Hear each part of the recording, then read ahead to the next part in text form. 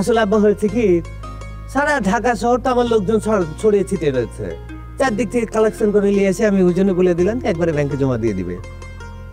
ব্যবসা একবার বড় হয়ে গেলে বুঝছে, সুনাম যেমন আছে আবার রিক্সা আছে কিন্তু। পাইস্তারে স্যার। হ্যাঁ, সিরাত তো বুঝতে পারিছি বাবাজি।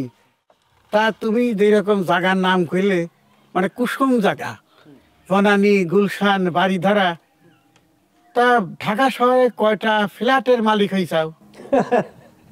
কি বুঝছেন আপনি? আপাতত 10টা করেছি। দেখাশোনার লোকজন কম তো, একটা বাড়ি কন্ট্রোল করতে কিন্তু ওইখানে না হলেও 3-4টা কেয়ারটেকার রাখতে হয়। এইসব বাড়ির মতো তার ময়লা করে রাখা যাচ্ছে না। সেজন্য ভাবে যে আপনার মেয়ের সঙ্গে যদি বিয়েটা আমার হয়ে যায়, আমি তো সব দায়িত্ব তার হাতে দিয়ে দিব। সে যদি কন্ট্রোল করতে পারে, দরকার আরো 10টা বাড়ি করে দেবো তাকে। বাপরে বাপ, এ কি করছো? মানে নিজের কানের তো বিস্কার করবে পারতেছি না। হ্যাঁ, আমি তো পড়ে যাবো দেখতেছি, নীতি পারতেছি না।